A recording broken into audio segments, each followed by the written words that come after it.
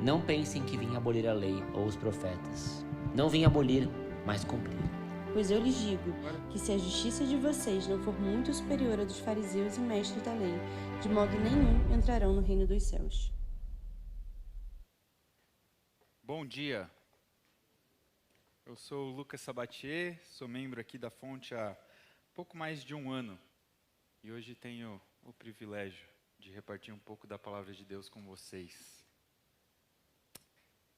Em 2018, Larry Nassar foi levado a julgamento nos Estados Unidos após ter abusado centenas de meninas que compunham as equipes de ginástica do país e da Universidade de Michigan, onde ele atuava como médico. Larry, cujo caso é descrito no documentário A Atleta, do Netflix, confessou seus crimes e foi condenado a passar o resto da sua vida encarcerado. Mas a vida dolorida dele, que ele teria pela frente, não se compara com a vida dolorida que suas vítimas têm diante delas. A história é triste demais. Mas o que eu gostaria de destacar acerca desse caso é algo que soou diferente, um discurso que soou diferente no dia do pronunciamento da sentença dele. Rachel Denhollander, cuja família tive o privilégio de conhecer, foi uma das vítimas do médico. E ela decidiu, desde o seu abuso, lutar por justiça, inclusive graduando-se em direito, a fim de poder advogar e ser uma voz ativa por vítimas como ela. Mas o discurso final da Rachel não foi feito pela Rachel advogada. Foi feito pela Rachel vítima, cristã, que conhecia a justiça do reino de Cristo.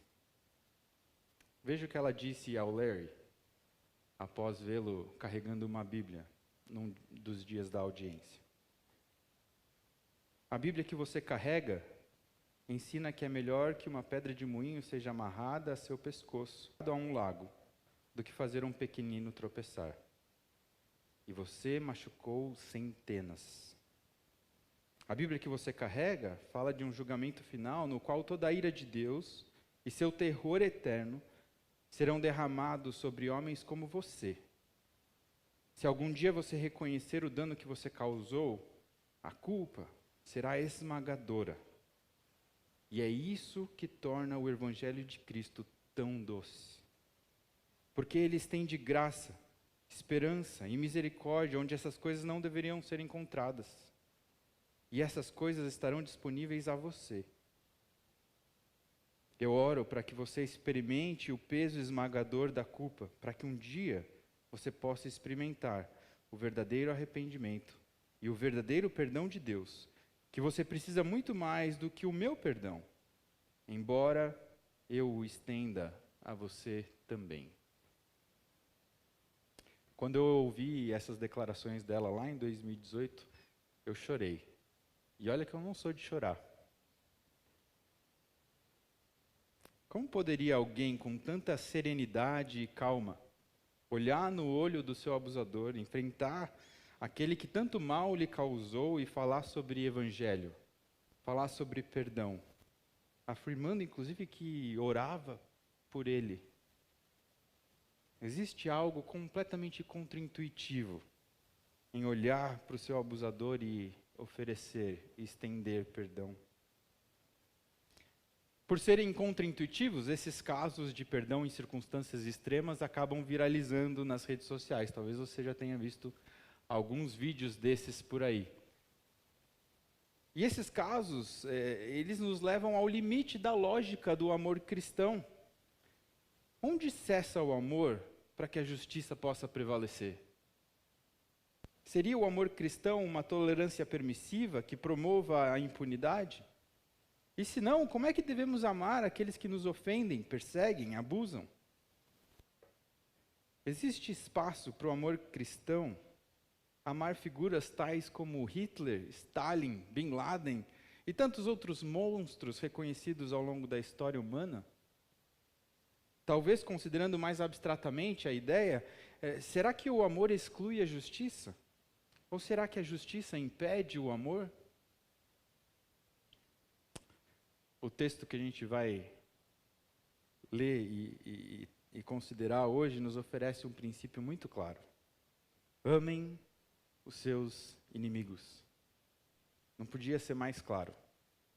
Amem os seus inimigos. Mas a clareza do princípio aqui proposto é inversamente proporcional à sua intuitividade. Afinal, não existe nada mais contraintuitivo à natureza humana do que amar um inimigo. Hoje nós damos continuidade a uma série de sermões que tratam do Sermão do Monte. Nós temos visto como a justiça que Jesus destaca, ela tem uma glória peculiar. A justiça do reino reflete a justiça do próprio Deus. E por isso ela é muito superior à justiça reconhecida e praticada pelos homens. Inclusive pelos fariseus dos tempos de Jesus, que eram reconhecidos como os mais justos. A justiça do reino é maior, ela é superior. Essa justiça superior que Jesus descreve no Sermão do Monte, ela é por toda contraintuitiva. É uma justiça que exige a busca da paz quando nós somos ofendidos, que propõe o perdão quando nós somos violados, que se dispõe à pureza não apenas de ação, mas de pensamento e de coração, que diz e cumpre a verdade por amor à verdade, que estende generosidade até aos aproveitadores. Mas aqui Jesus parece chegar à sua exigência mais radical. A justiça do reino exige amar aqueles que nos odeiam. Ao invocar o amor pelo inimigo, Jesus apresenta a demanda suprema, a demanda mais drástica da justiça do reino de Deus. Eu vou pedir para você se colocar em pé, para a gente junto ler o texto de Mateus 5, versos 43 a 47. Vamos ler junto? Vocês ouviram o que foi dito: ame ao seu próximo e odeie o seu inimigo. Mas eu digo: ame os seus inimigos e orem por aqueles que perseguem vocês, para que vocês venham a ser filhos do seu Pai, que está nos céus. Porque Ele faz raiar o sol sobre maus e bons, e derrama chuva sobre justos e injustos. Portanto, se vocês amarem aqueles que os amam, que recompensa receberão? Até os publicanos fazem isso. E se saudarem apenas os seus irmãos, o que farão demais? Até os gentios agem assim. Pode se assentar. Vamos orar pelo nosso tempo e pedir a bênção de Deus para a nossa meditação. Pai, te louvamos por tua palavra, que nos instrui e ilumina. Te louvamos por Cristo, que nos ensina e nos dá vida. Que nossa meditação no princípio do amor, do teu reino, se reverta em vidas praticantes dessa justiça, para a tua honra e para a tua glória. Desde já pedimos, nos ajuda a amar melhor. Oramos no nome de Cristo. Amém.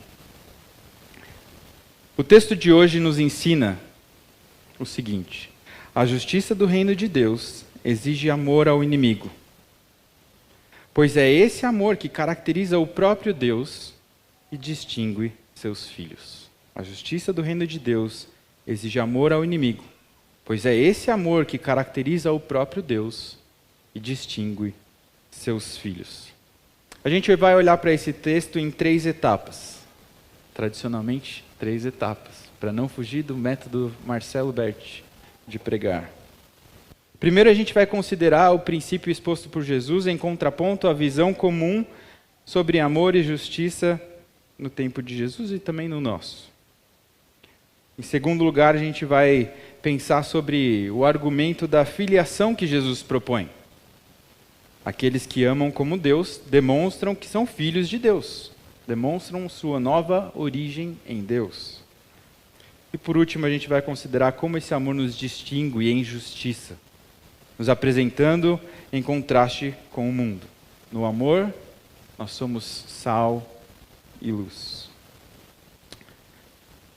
Em primeiro lugar, então, ame seu inimigo. Mais uma vez, Jesus começa aqui com a descrição da justiça como ela era conhecida, como ela era corriqueiramente entendida e praticada, o que se tinha por justo.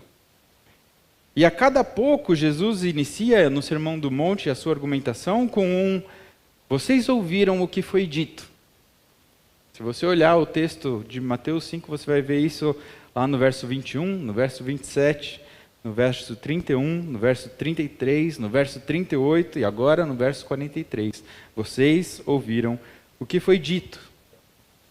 Estranhamente, aqui no 43, a referência ela não tem um correspondente integral no Antigo Testamento, porque ele fala, ame o seu próximo e odeie o seu inimigo. Essa é a justiça conhecida. Vocês ouviram o que foi dito. Ame o seu próximo, odeie o seu inimigo. A primeira parte do ame o seu próximo, tranquilo, né? Está lá. Se você for para Levítico, capítulo 19, você vai encontrar o mandamento do amor ao próximo lá no Antigo Testamento. Mas aonde vinha esse odeie o seu inimigo? Que raio de princípio é esse? Né? Quem que tinha a coragem de dizer isso? Não é difícil de imaginar que os intérpretes do Antigo Testamento, os intérpretes da lei, tenham chegado a esse princípio a partir de uma compreensão míope do próprio texto sagrado. Afinal, a terra prometida haveria de ser conquistada com o extermínio de quem? Dos inimigos. Outro exemplo que a gente pode lembrar aqui são os salmos imprecatórios, que parecem expor nua e cruamente os nossos instintos mais primitivos acerca daqueles que nos são hostis. Salmo 35, verso 8, que a ruína lhes sobrevenha de surpresa, que sejam presos pela armadilha que prepararam e caiam na cova que abriram para a sua própria ruína. Orações que expunham diante de Deus, talvez corações que eram opostos aos seus inimigos. Pelo menos era assim que eles liam aqueles textos. A ideia de inimigo era muito mais próxima e presente na história do povo de Israel, em toda a sua história, do que ela é para nós hoje. Afinal, aqueles que se opunham a Israel colocavam-se em oposição com o próprio Deus. E a justiça de Deus se manifestava, se demonstrava implacável nas conquistas militares devastadoras daqueles tempos. Com o tempo, Israel passou a se identificar como objeto central de valor que não poderia ser rejeitado ou violado. O padrão de justiça judaico passou a ser definido pelo próprio judeu e não pelo Deus dos judeus. Amar o próximo era então amar o seu conterrâneo, o judeu. O estrangeiro não merecia a mesma atenção e o mesmo amor. Pelo contrário, o estrangeiro era como um cão. Não é de surpreender, se você lembrar da história de Jonas, que Jonas não queria ir para Nínive. Ele não queria ir para Nínive, porque ele sabia que se ele fosse e anunciasse aquilo que Deus tinha pedido para ele, talvez eles se arrependessem e fossem salvos. Mas eles são ímpios, estrangeiros. Eles estão para lá das fronteiras dos meus próximos. Como assim amá-los? Como assim salvá-los? Se você se lembrar, Jonas acaba desolado por conta da sua bússola moral completamente desalinhada, que não via justiça na graça de Deus para com um povo inimigo. É importante destacar também que o contexto histórico em que o Sermão do Monte está inserido É um contexto no qual Roma dominava sobre Israel. Os judeus pagavam tributos, eram policiados, tinham suas vidas reguladas e vigiadas por um povo estrangeiro, por inimigos. A ideia de inimigo era bem presente para aqueles que estavam ouvindo Jesus aqui. Afinal, as guerras sempre definem os lados que se opõem. Aliados são amigos, e os amigos dos meus inimigos acabam por serem inimigos também. Os lados são claros, porque o choque de interesse é claro. Talvez para nós a ideia de inimigo seja um pouco mais difícil. Eu me lembro de uma vez alguém pregando sobre esse texto, e a ilustração que foi usada para tentar trazer um pouco da ideia de inimigo foi sobre a rivalidade Brasil e Argentina. A pobreza da ilustração mostra a ausência de referente que a gente tem. A gente não entende essa ideia de inimigo como eles entendiam. Mas talvez aqui a palavra hostil nos ajude. Inimigo é aquele que se dispõe em hostilidade a outra pessoa. É aquele que busca os seus interesses às custas da vida ou da dignidade do outro. Que persegue suas pretensões às expensas de quem quer que precise subjugar. Essa figura hostil pode ser um chefe, um colega de trabalho, um concorrente, um cônjuge, que buscam seus interesses às custas dos seus. O inimigo tira as suas posses, o inimigo tira a sua honra, ele tira o seu território, ele tira a sua saúde, talvez ele tire até a sua vida, a fim de que ele possa fazer prevalecer a sua vontade, os interesses dele. Se a gente entender a inimizade assim, então o conceito não é mais tão distante da nossa realidade, ou de qualquer outra sociedade humana num mundo caído, nas quais abundam os conflitos de interesses egoístas.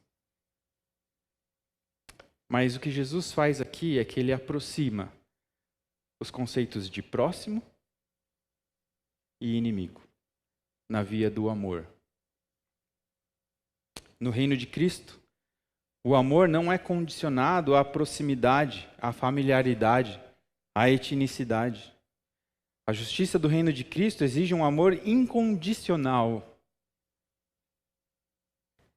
Ou talvez melhor, um amor contracondicional. O amor incondicional seria aquele amor sem condições para existir. Excelente.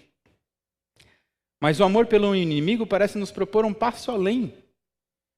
O amor contracondicional é um amor que se faz presente, quando a parte amada faz de tudo para se opor a esse amor e suprimir o outro.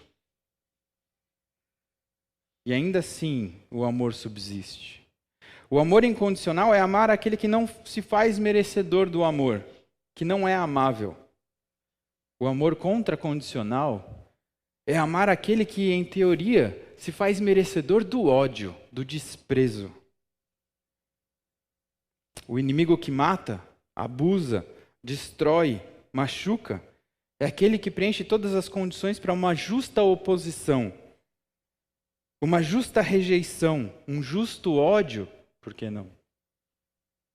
Mas aí vem Jesus e diz ao que merece o ódio, o desprezo, ame. Na parábola do semeador, Jesus definiu quem era o próximo, a quem o amor era devido. Jesus tinha sido questionado por um mestre da lei: quem é o meu próximo?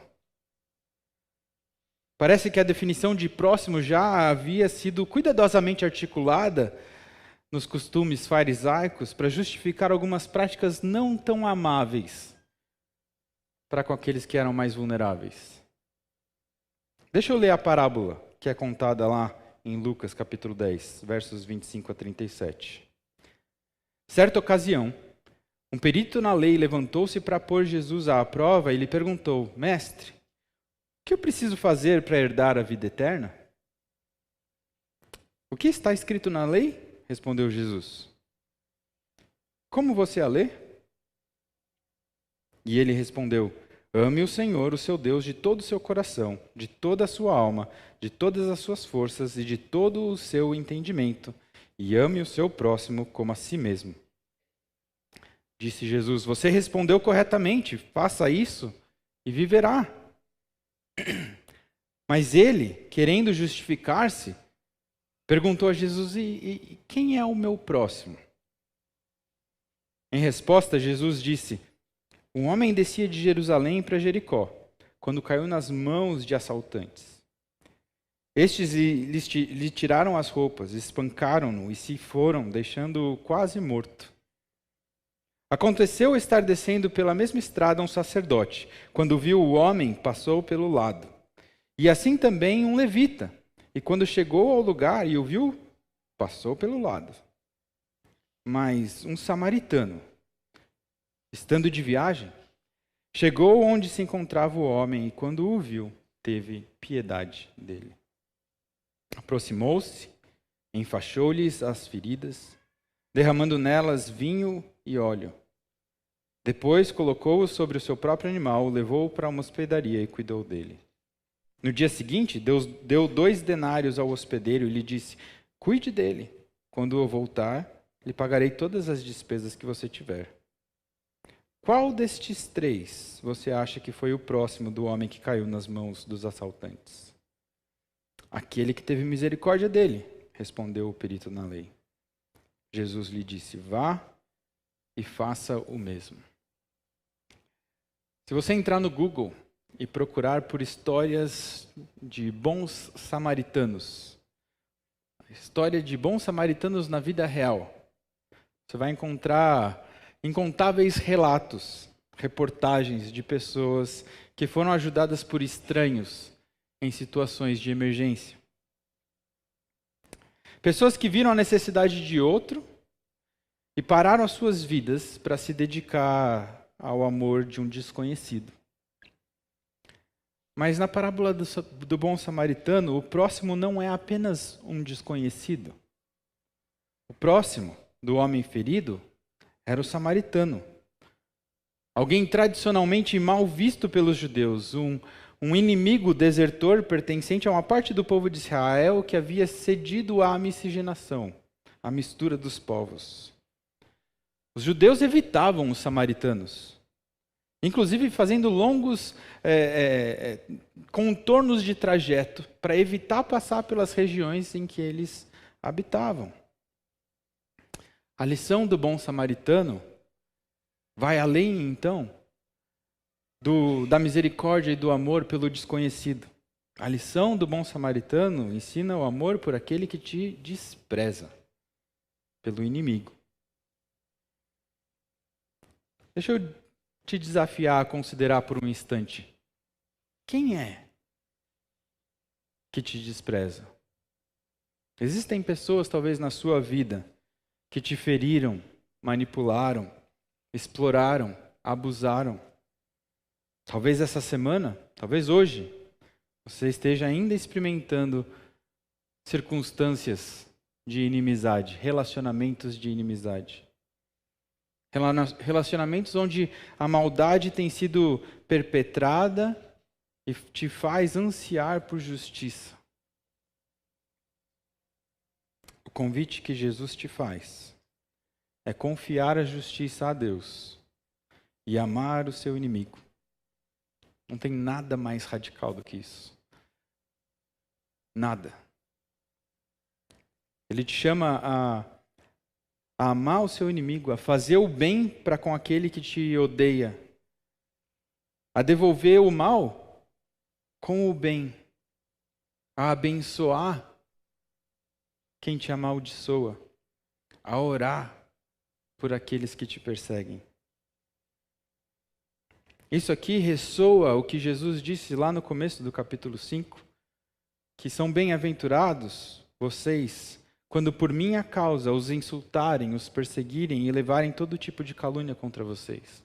Alegrem-se e regozijem-se, porque grande é a sua recompensa nos céus, pois da mesma forma perseguiram os profetas que viveram antes de vocês. Interessante que Jesus propõe a consideração da oração em paralelo ao amor aqui. Jesus ordena o amor ao inimigo juntamente com a oração por aqueles que perseguem. O crente que ama seu inimigo, ele sabe que os seus relacionamentos acontecem diante de Deus, na presença de Deus, e que dele nenhuma injustiça escapa. Nenhuma inimizade se resume somente a duas pessoas. A inimizade humana decorre da inimizade com Deus. E a redenção que sara uma é também a cura da outra. Por isso que o amor ao inimigo é expressado em oração, na presença de Deus, que é justo e gracioso. Ele é perfeitamente justo e ainda assim gracioso. Quando a vingança é delegada a Deus, que julgará retamente a tudo e todos, então nós nos vemos livres para amar. Quando a inimizade é apresentada a Deus, que julgará com sua justiça, e nós suplicamos em oração, então nós aprendemos que a graça de Deus salva até o pior dos pecadores, inclusive aqueles que são hostis para conosco.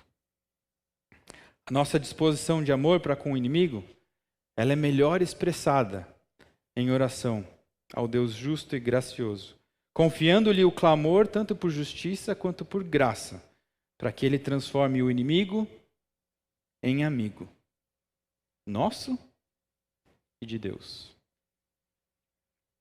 O próprio Jesus cumpriu essa exigência, demonstrando a natureza do seu reino. Se você se lembrar, quando aqueles que o coroavam, não com coroas de honra, mas de espinhos, quando aqueles que o pregavam na cruz e o açoitavam, o faziam, Jesus orava por eles. Pai, perdoa-lhes. Jesus cumpriu as demandas da justiça, então, evidenciando que, de fato, ele é o rei desse reino. Ele amou seus inimigos. Ele orou por aqueles que o executavam, mesmo no momento de sua morte. Agora, Jesus nos convida ao amor ao próximo, que é aproximado ao inimigo aqui. E ele fala, então, que esse amor é um amor divino. Ele argumenta que o amor ao inimigo reflete o amor de Deus para com os maus. Deus faz o sol brilhar sobre bons e maus. Ele derrama chuva sobre justos e injustos. As colheitas dos injustos crescem tanto quanto as de seus justos vizinhos. E a prosperidade de fato chega também na casa do ímpio. Tanto o bom quanto o mal respiram o mesmo ar, criado e sustentado por Deus. Tanto o justo quanto o injusto experimentam o frescor da brisa, o refresco da água do mar ou de uma cachoeira. Tanto o justo quanto o injusto podem saborear as muitas delícias criadas na culinária. Tanto o justo quanto o injusto desfrutam das mesmas belezas e riquezas da realidade criada. Deus demonstra nisso tudo a sua graça comum para com todos, independentemente da disposição humana para com ele. A abundância do amor de Deus é vista no fato dele dispensar essa graça para com todos, justos e injustos. Mas para isso Deus não renuncia à sua justiça. A extensão do amor de Deus para com todos em sua graça comum não faz de Deus um Deus meramente tolerante que deixa de se importar com a retidão das práticas humanas. A graça comum de Deus não anula a necessidade da graça especial da salvação. Afinal, poucas coisas foram tão enfatizadas por Jesus quanto a realidade do julgamento final e de uma condenação eterna daqueles que se colocam em inimizade com Deus. Ele não deixou dúvidas sobre isso. A questão aqui é que a certeza da execução da justiça de Deus gera o descanso e a liberdade para a demonstração do seu amor para com todos, justos e injustos.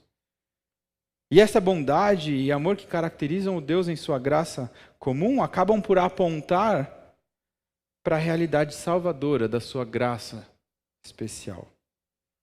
O amor de Deus visto para com todos, então, evidencia a sua disposição, inclusive, de salvar. Ou seja, na graça comum, para com todos, ele começa a operar o poder redentivo da graça especial.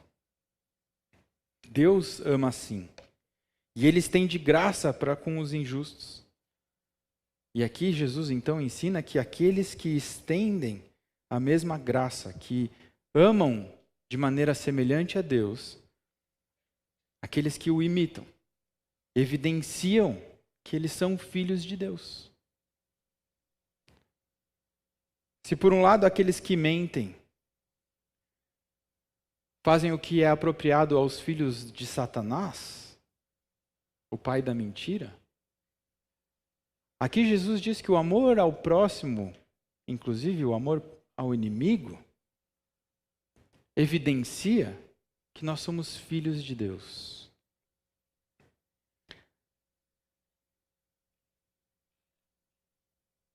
O amor ao inimigo aponta para o fato de que nós nascemos de novo. Que a nós nos foi dada uma filiação do alto.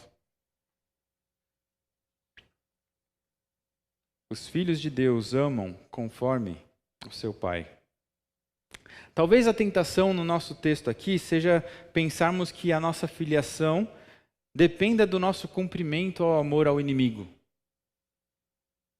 Algo do tipo, se você amar o inimigo, então lhe será concedida a filiação de Deus.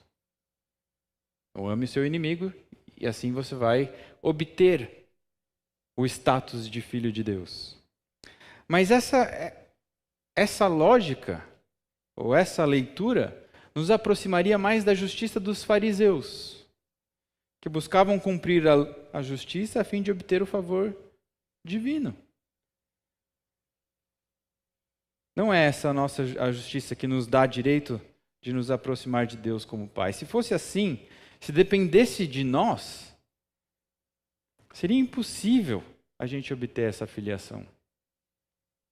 Afinal, quem de nós, levanta sua mão se você quiser, quem de nós poderia dizer que perfeitamente amou os inimigos durante toda a sua vida? O verso 48, que vai ser estudado na sequência, creio que semana que vem, coloca pra gente que o que a justiça do reino exige de nós é perfeição, só isso, perfeição. Sejam perfeitos, porque perfeito é o vosso Pai celestial. Perfeição. Imagina se a nossa filiação dependesse da nossa perfeição na prática da justiça.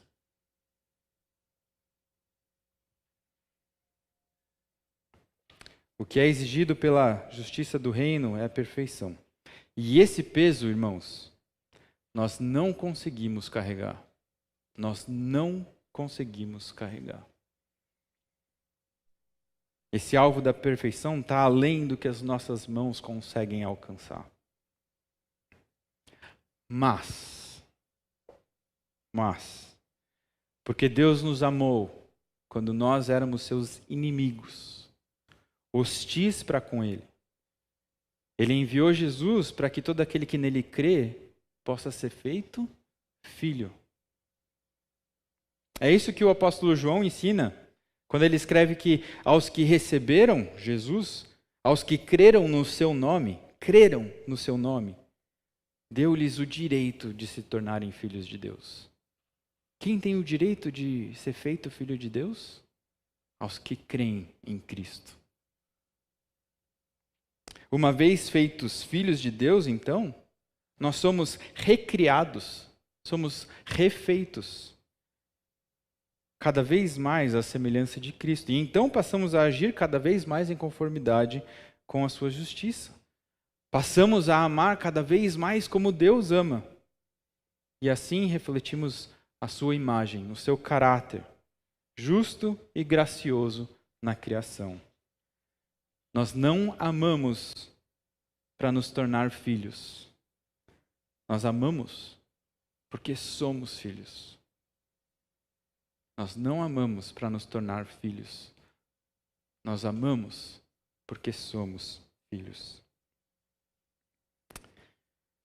Queridos, quando tiver difícil amar,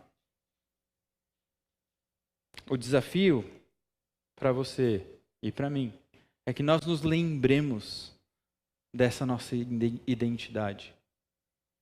Quando você não quiser amar o seu inimigo, quando o coração gritar alto pela vontade de estabelecer justiça com suas próprias mãos, lembre-se de quem você é filho.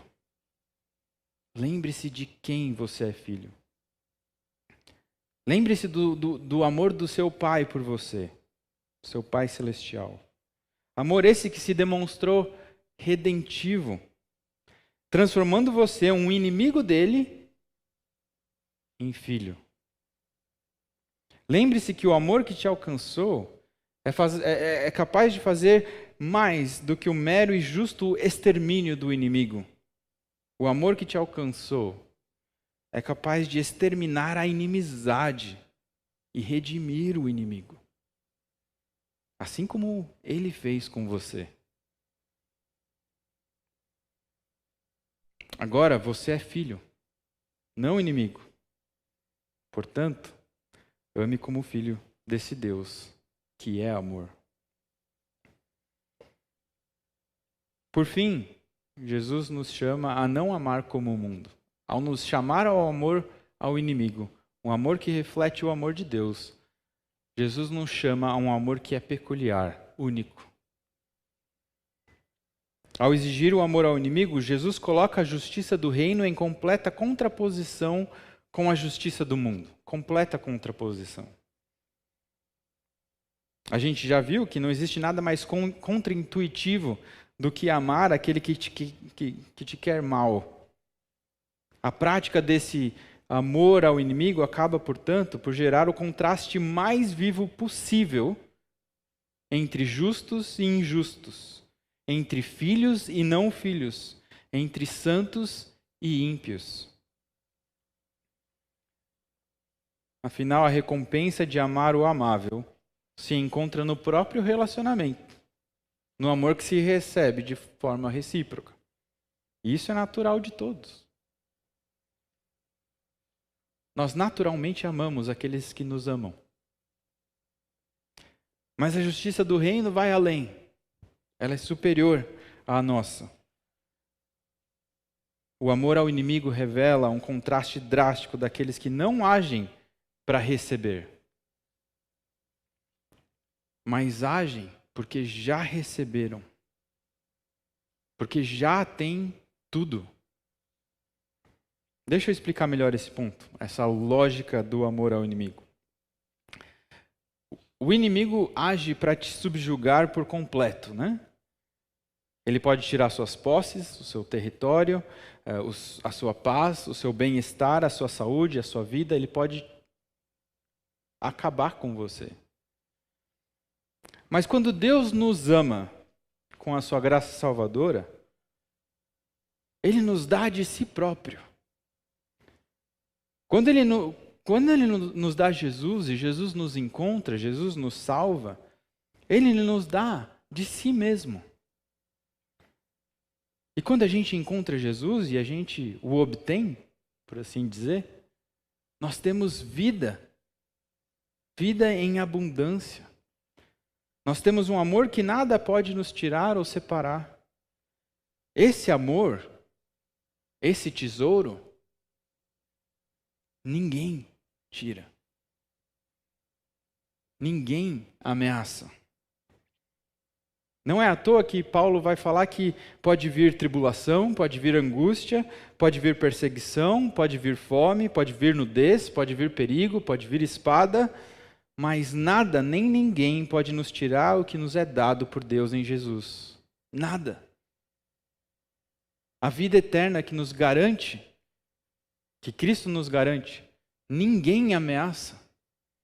Não existe inimigo que possa se fazer hostil a ponto de nos tirar Cristo. Nada nos separa do seu amor. Nenhum inimigo pode nos tirar Jesus de nós. E nós de Jesus. Nenhum. Isso significa que o amor de Deus por nós em Jesus limita o poder da hostilidade daqueles que nos perseguem, daqueles que nos subjugam. Existe algo em nós, algo nosso, a dizer Cristo, que não é alcançável por eles, que não pode ser ameaçado. Isso nos liberta para o amor ao inimigo. A nossa existência está segura, a ponto de nós nos oferecermos ao martírio nas mãos dos que nos perseguem. Foi esse o caso de muitos dos santos na história da igreja. Por que eles morriam? Porque eles sabiam que a vida que ali estava sendo tirada não era o que eles tinham de mais precioso. O que eles tinham de mais precioso era Cristo e a segurança eterna em Cristo. E aquilo ninguém podia ameaçar. Com a nossa existência, a nossa preservação eterna segura em Cristo, então nós somos capacitados e libertados para o amor aos que nos opõem, a fim de refletirmos assim o caráter de Deus no poder redentivo de seu amor. Em Cristo, nós somos livres para amar o inimigo sem medo de perder. Em Cristo, somos mais que vencedores. Afinal, Cristo é o nosso tudo e nada nos tirará Ele de nós. Foi essa liberdade do amor ao inimigo que levou Martin Luther King a liderar uma revolução pacífica em uma sociedade que lhe era hostil por conta da cor da sua pele. Martin Luther King cria que Jesus ordenou o amor ao inimigo porque o amor carrega em si um poder redentivo. Nas palavras dele, há no amor um poder que acaba transformando as pessoas. É por isso que Jesus diz: ame seus inimigos. Porque se você odeia seus inimigos, não tem como redimir e transformar seus inimigos. Mas se você amar seus inimigos, descobrirá que na própria raiz do amor está o poder da redenção. Você simplesmente continua amando e amando as pessoas, mesmo que elas o estejam maltratando. Ali está uma pessoa que é sua vizinha, e essa pessoa está fazendo algo errado com você e tudo mais. Continue sendo amigável com essa pessoa. Continue amando-a. Não faça nada que a envergonhe. Apenas continue amando-a. E ela não conseguirá suportar isso por muito tempo. Elas reagem de várias maneiras no início. Reagem com amargura porque estão bravas por você amá-las dessa forma. Reagem com sentimentos de culpa e às vezes odiarão você um pouco mais nesse período de transição. Mas continue amando-as. E pelo poder do seu amor, eles se quebrarão sob a carga. Isso é amor. O amor é redentor. É por isso que Jesus ensina o amor. Há algo no amor que constrói e é criativo. Há algo no ódio que destrói e é destrutivo. Amem seus inimigos. O amor pacífico de Martin Luther King o levou à morte. Mas a admiração que ele obteve desde sua revolução pacífica, num ambiente violento e racista, não foi mera coincidência. Afinal, o amor pelo inimigo hostil estabelece o maior contraste entre santos e ímpios, entre aqueles que desfrutam da presença do Espírito de Cristo e aqueles que permanecem mortos em seu egoísmo. É por isso que Jesus tanto enfatizou o amor como palavra de ordem para os seus discípulos. Quando Jesus se dirigiu aos discípulos em seu discurso que antecedeu a crucificação, o amor foi sua palavra de ordem. Ele disse: eu lhes dou um mandamento novo, que vocês amem uns aos outros. Assim como eu os amei, que também vocês amem uns aos outros. Nisso todos conhecerão que vocês são meus discípulos, se tiverem amor uns aos outros. A palavra de ordem de Jesus é: amem-se. Baseado no próprio amor que Jesus nutria e estava prestes a demonstrar de maneira mais profunda e dolorosa, ele exortou os seus discípulos a se amarem. E depois Jesus ainda repete: o meu mandamento é esse, que vocês amem uns aos outros, assim como eu os amei. O que eu lhes ordeno é isso, que vocês amem uns aos outros. Se você pegar ali João 13 até o 17, você lê, você vai ver o número de referências que Jesus faz ao amor. Porque é o amor que associa a nossa vida, a nossa caminhada, à vida de Jesus. A vida daquele que nós afirmamos seguir. Nisso todos conhecerão que vocês são meus discípulos. Isso significa que a força apologética do nosso testemunho reside no amor que caracteriza nossas ações para com o próximo. Inclusive no nosso amor pelo inimigo. O nosso evangelismo deve sempre acontecer no contexto do amor. É esse amor que destaca a glória única e peculiar da mensagem do evangelho.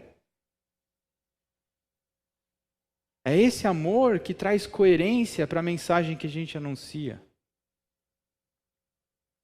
E a nossa recompensa está no próprio reconhecimento da nossa luz, da luz que nós refletimos. Quando nós amamos, a luz que nós refletimos é vista. E aí então nós cumprimos nossa missão. Essa é a nossa recompensa. Queridos, eu acho que, de um modo geral, a igreja brasileira, e me incluo nisso, tem falhado em navegar a tensão entre a nossa obrigação de amar o próximo, de amar o nosso inimigo, e a nossa responsabilidade de continuar confessando nossas convicções, inclusive nossas convicções morais. A nossa tendência é cair para um lado ou para o outro, para o lado do julgamento ou para o lado da permissividade.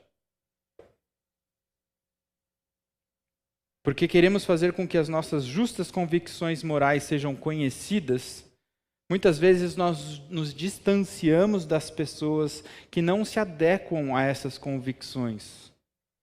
Mantemos os nossos braços firmes para impedir a aproximação daqueles que se opõem a essas convicções morais com suas vidas.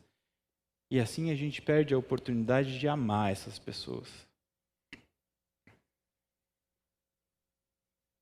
De outro lado, por vezes nós renunciamos nossas convicções morais em nome da tolerância, pensando que o amor incondicional e a relativização moral são a mesma coisa. Não são. Não são. A nossa missão é navegar nessa tensão, sem abrir mão de nenhuma das duas coisas. E esse é o maior desafio do nosso tempo. Esse é o maior desafio da igreja. Que não nos falte o amor. Essa discussão não é só teórica. Essa discussão é próxima de todos nós. Todos nós. Como é que devemos tratar um filho que se declara homossexual? Como é que devemos lidar com um marido manipulador, uma esposa manipuladora? Qual deve ser a nossa atitude dentro daqueles relacionamentos que hoje são denominados como tóxicos? Qual é o limite que a justiça impõe ao nosso amor? E como demonstramos nosso amor ao inimigo sem relativizar nossas convicções, que advêm da própria justiça de Deus? A tensão é real.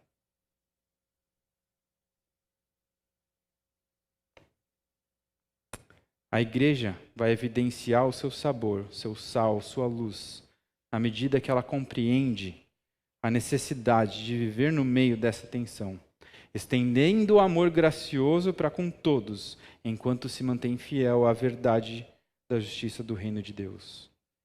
Isso nos distinguirá.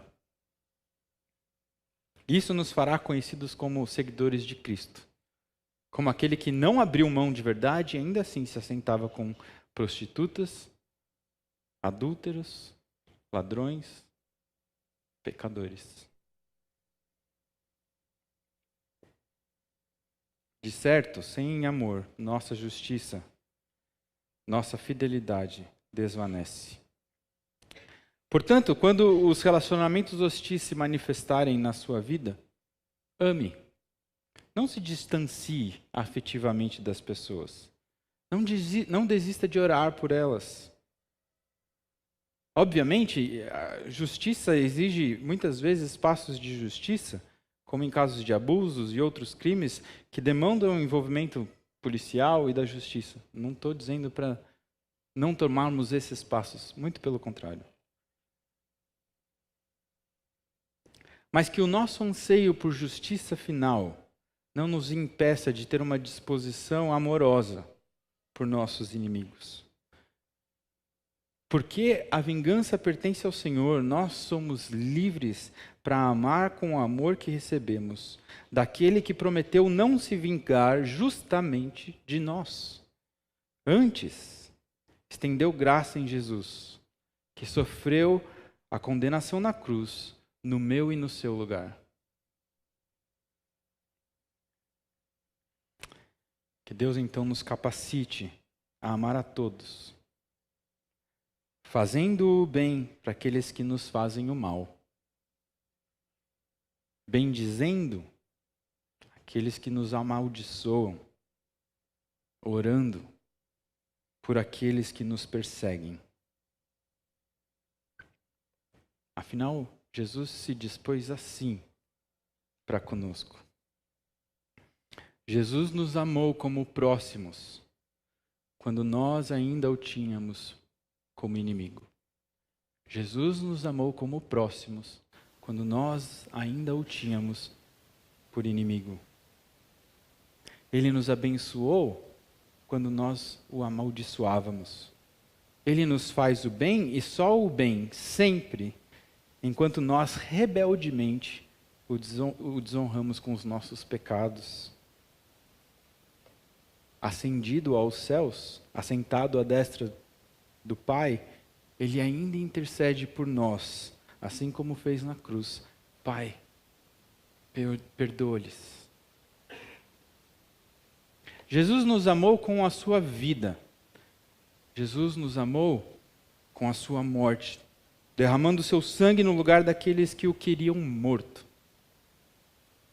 Jesus também nos amou com a sua ressurreição. Ele venceu a morte para garantir a nossa vida, uma vida em abundância. E isso quando nós o tínhamos como inimigo. Ele nos amou como próximo. Deus nos amou em Jesus e por isso nós celebramos o Evangelho e estamos prestes a celebrar na ceia. A lei exige justiça perfeita, mas a justiça do reino transcende as nossas capacidades. Felizmente, aos que creem em Jesus, essa justiça é concedida de graça, por graça. Afinal, Jesus cumpriu perfeitamente toda a lei no nosso lugar. E assim ele demonstrou que ele de fato é o rei desse reino. Ele é o nosso rei, que em amor desfaz nossa inimizade e nos recebe no seu reino de graça. Vamos orar? Pai, que o amor que experimentamos de Ti nos liberte mais e mais para o amor ao próximo, mesmo quando nossos próximos se demonstrarem hostis a nós e a Ti. Pelo Teu Espírito nós pedimos, nos capacita a amar, a fazer o bem sempre, a orar inclusive por nossos